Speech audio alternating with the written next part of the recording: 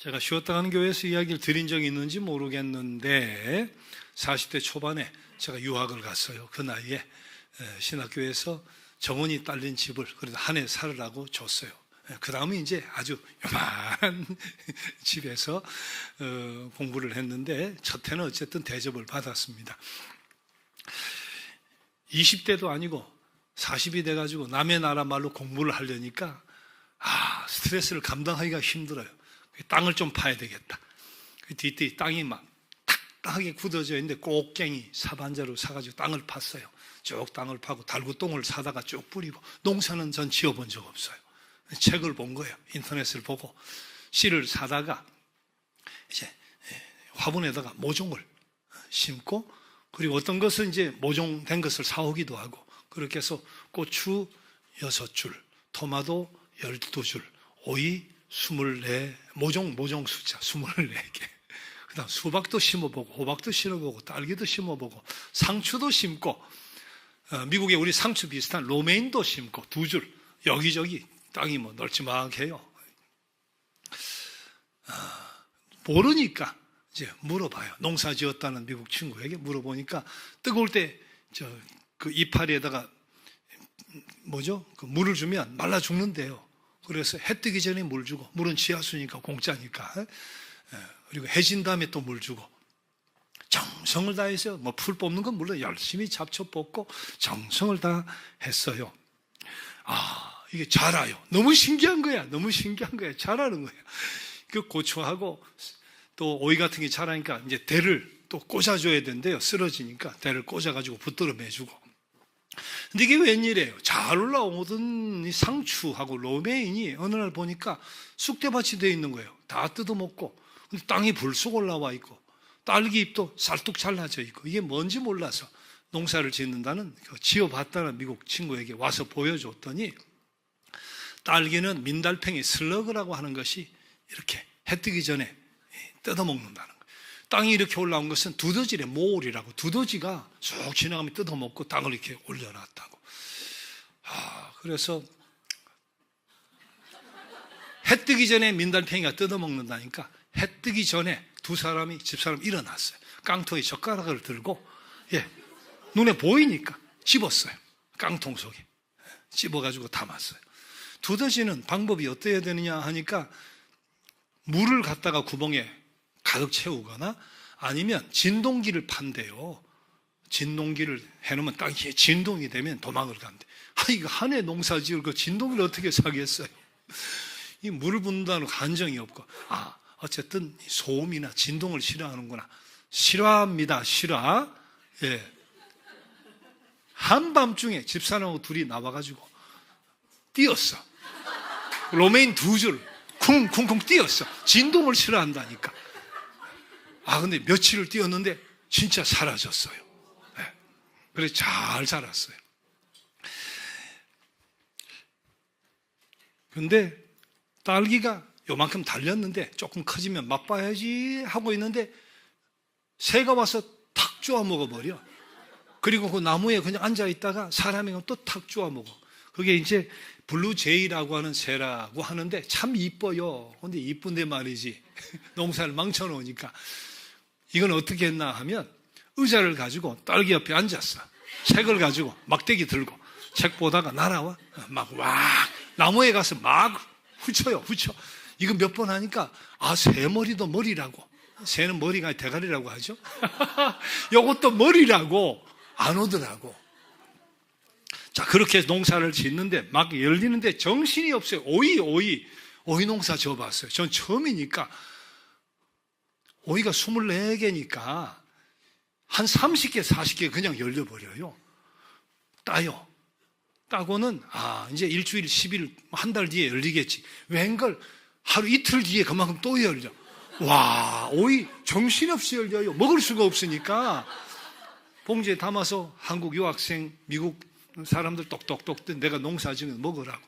나중에는 시간이 너무 걸려 귀찮아서 문 앞에 놓고 왔어요. 참 흐뭇하고 신도나고 처음 해본 일인데 그 다음 목회를 하게 됐어요. 우리 장로님이 집을 두 채 가졌는데 이제 한 집을 살도록 해줬어요. 앞에 정원, 뒤에 정원, 참 좋은 집이에요. 평생 살아보기 힘든 뒷정원에 땅이 너무 좋은 거야. 예, 환경도 너무 좋아요. 기온도 너무 좋고 목회하지만 그래도 한번 성공했으니까 농사나 짓자 해서 그만큼 못하고 조금 심었어요. 조금 심었는데 이후로는 다시는 그런 결실을 못 맺더라고요. 경험이 쌓이면 잘 돼야 되는데 다시는 그런 결과가 안 나타나더라고요. 답은 분명합니다. 답은 뭐겠어요? 정성에서 오는 차이였어요. 해 지기 전에 물죠. 해 뜨기 전에 해지면 또 물죠. 젓가락 가지고 집어내. 반질반질하게 이파리 닦아내고 말이죠. 막대기 들고 새 쫓아내고 목회하는데 그럴 시간이 어디 있어요? 그게 안 되는 거예요. 물도 제때 못 주는 거예요. 다시는 반타작도 안 되고 반에 반타작도 안 되고 그 영광을 누릴 수가 없었어요. 식물도 자신을 윤택하게 하는 자를 알아보더라고요. 그리고 그대로 갚아주더라고. 식물도 이 주인이 자기를 얼마나 생각해 주는가 하는 것을 알아보더라고. 그리고 상응하게 보상을 해 주더라고요. 근데 사실은 식물이 알아본다는 것보다 남을 윤택하게 하는 자는 자기도 윤택하게 되리라. 예수님의 진리의 말씀에 따라 하나님의 진리의 법칙에 따라 되어진 일이라고 이야기할 수도 있죠. 자, 오늘 잠언 11장 24절 25절 이렇게 말씀하셨어요. 흩어 구제하여도 더욱 부하게 되는 일이 있나니 과도히 아껴도 가난하게 될 뿐이니라. 구제를 좋아하는 자는 풍족하여 질 것이요 남을 윤택하게 하는 자는 자기도 윤택하여 지리라. 예수님이 이 땅에 오신 이유가 뭘까요? 하나님과 동등하신 분이 육신을 입고 이 땅에까지 낮아지신 이유가 뭐냐? 저는 세 가지로 이야기를 해요. 첫째는 물론 우리의 구원을 위함이죠. 낙원에 추방된 인간, 하나님과 인간 사이의 큰 분리, 넘어갈 수 없잖아요. 낙원으로. 이제 인간에게 저주와 멸망밖에 없는데 하나님께 이를 보시고 긍휼히 여기셔서 스스로 다가오시죠. 내가 어떻게 너희를 잊겠느냐, 놓치겠느냐, 독생자를 이 땅에 보내시고 그를 믿는 자마다 멸망치 않고 영생을 얻게 그리스도를 이 땅에 보내주신 거예요. 그냥 문을 열어주시면 되는데 그럴 수 없는 것이 하나님이 세우신 죄사함의 법칙이 있어요. 죄사함의 법칙 두 가지. 하나는 뭐라 그랬어요? 피 흘림이 없이는 죄사함이 없다. 또 하나는 그 피는 흠 없는 제물이어야 된다.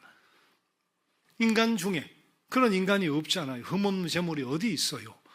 그래서 흠이 없으신 예수께서 이 땅에 오셔서 십자가에 피 흘려 죽으심으로 우리의 구원을 이루신 거죠. 그를 우리의 삶의 주인으로, 인생의 주인으로 모셔드리는 자에게 바로 구원의 은혜가 임하게 하기 위해서 육신이 있고 하나님의 아들이 이 땅에 오신 거예요. 근데 그것이 다냐? 그것이 다일 것 같으면 금방 오셔서 금방 죽으시고 금방 구원을 이루시고 가시면 되는데 33년 사셨잖아요. 공생에 3년 계시면 가르치시고 이적을 보이시고 그러셨잖아요. 왜 금방 오셨다 금방 가시면 되는데 왜 그렇게 계셨을까요?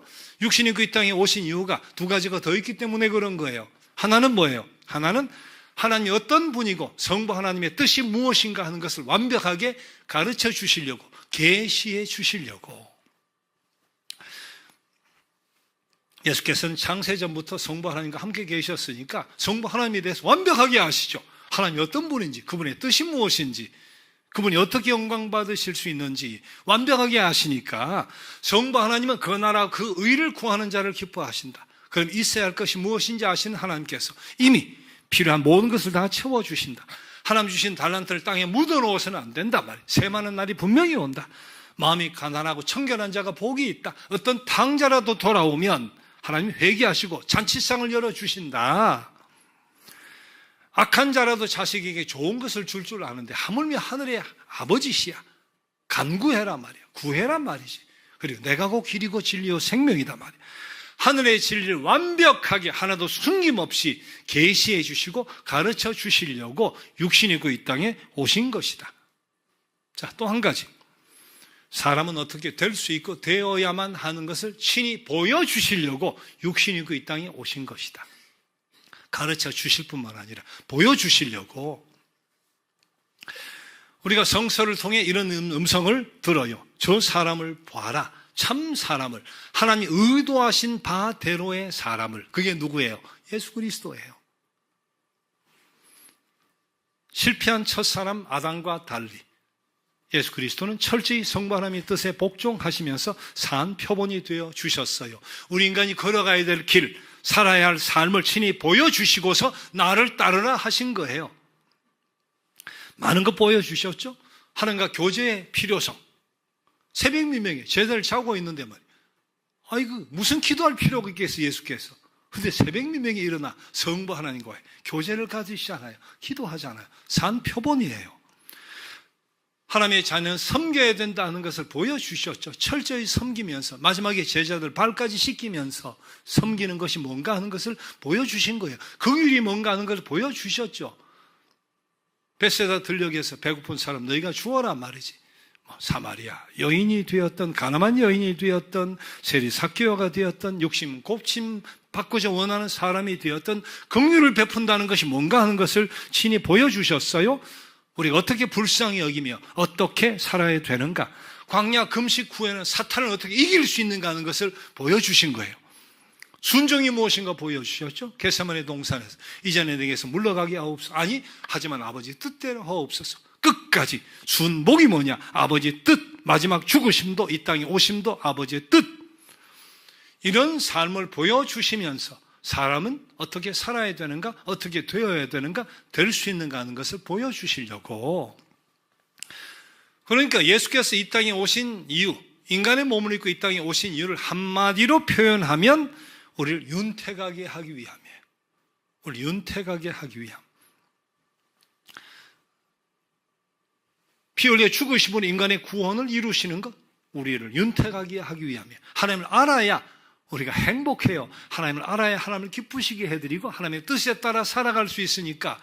그래서 이 땅에 인간의 몸을 입고 오신 거예요. 어떻게 사는가 진짜 보여주시는 거예요. 삶의 표본으로 보여주시면서 이 모범을 따라야 참 의미와 삶에 참 행복이 있다는 것을 가르쳐 주시려고 오신 것이니까.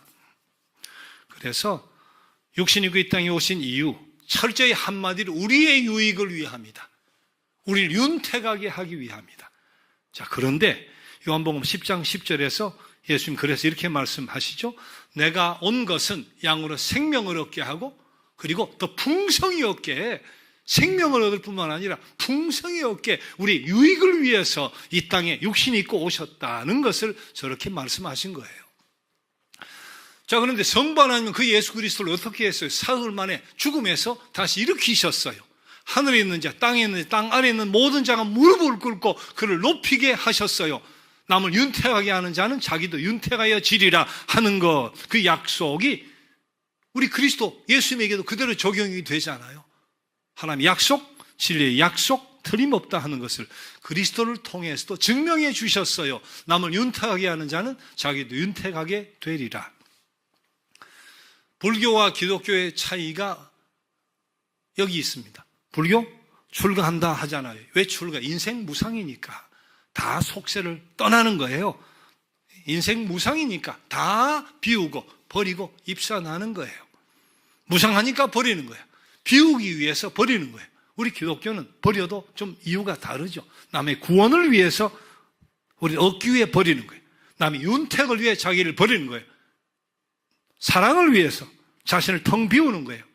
비울 뿐만 아니라 바보같이 종이 되는 거예요.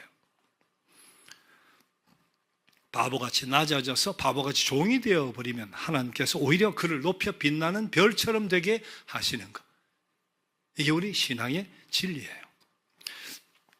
사람이 두 가지 차원에서 성공의 쾌감을 느낄 수 있다 그래요. 첫째는 뭐예요? 소유의 욕구가 충족되어질 때 성공 쾌감을 느끼죠. 돈이 많아져, 권세가 높아져, 새로운 기술을 배워 많은 것 습득에 소유가 점점 풍성해지면 성공의 쾌감을 느낍니다. 자, 그러나 또 하나가 있어요. 또 하나는 기여의 욕구가 충족되어질 때 성공의 쾌감을 느껴요. 기여의 쾌감. 예수 그리스도 지방칸이 있었어요. 자식이 있었어요. 재물이 있었어요. 아무것도 없고 마지막에 자신의 몸까지 다 내어주셨는데, 그렇게 버리셨는데 마지막 고백은 뭡니까? 다 이루었다요. 다 이루었다. 이게 바로 기여가 주는 성취다. 소유가 주는 성취와 비교할 수 없는 기여가 주는 성취. 우리 간증을 소감문을 네 분이 했지만 본인 휴가 반납하고 말이지. 본인 항공료, 숙박비 본인 돈 내고 본인 재능 바치고 비웠어. 없어졌지만 기여가 주는 행복과 성취는 소유가 주는 성취와 비교가 할 수 없는 거예요. 신학 공부 오래전에 하면서 신학을 하다 보면 이건 후대의 편집이다. 이건 바울 서신이 하지만 진정성에 의심이 있다. 이제 이렇게 이야기 들으니까 헷갈리는 거야. 혼돈스러워지고 말이지.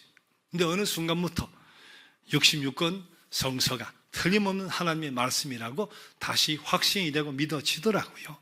후대에 어떻게 편집이 되었던 이건 바울이 썼던 누가 기록을 했던 살아계신 하나님의 말씀으로 믿어지더라고요.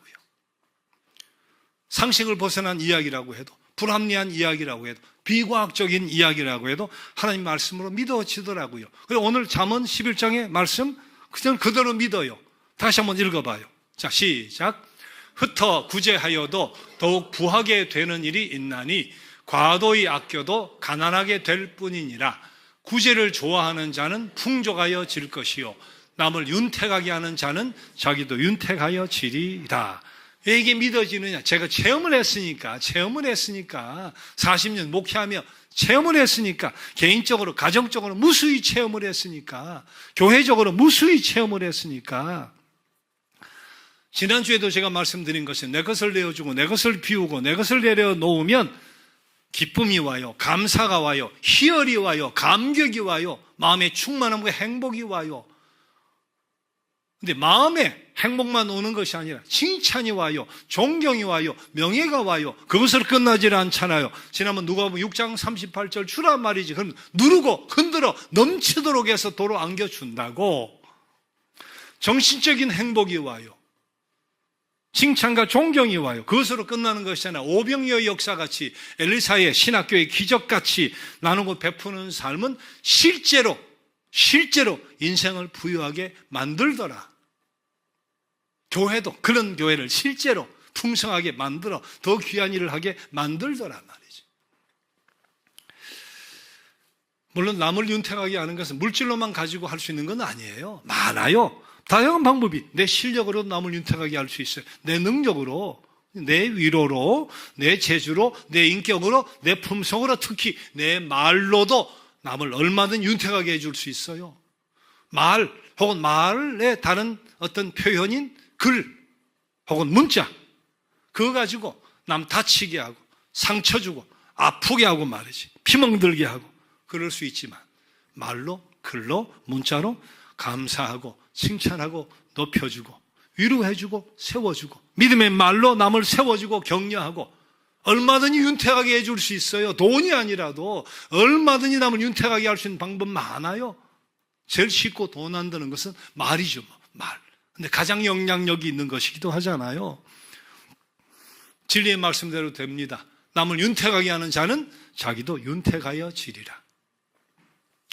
우리 한 손인이 내어놓은 보잘것없는 도시락, 보리떡 5개, 물고기 2마리로 예수께서 5,000명 먹인 사건 알고 있잖아요.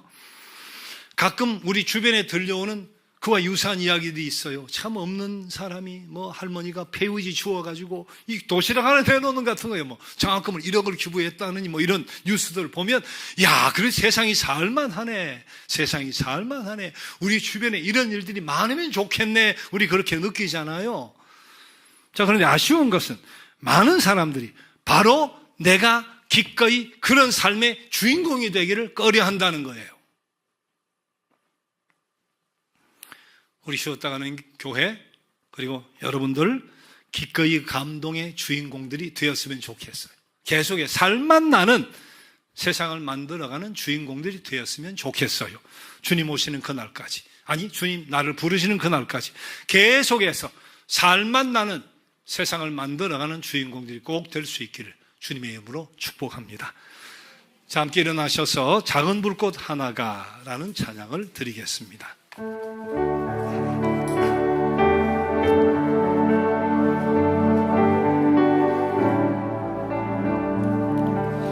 작은 불꽃 하나가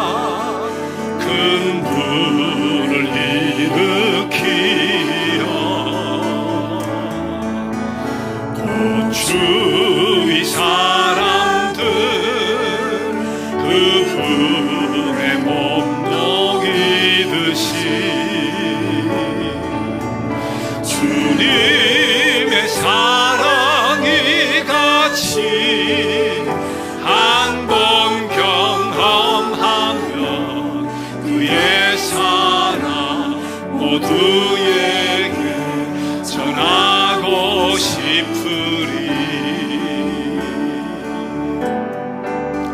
새싹이 돋아나면 새들은 지저귀고 꽃들은 피어나 화창한 봄날이라네.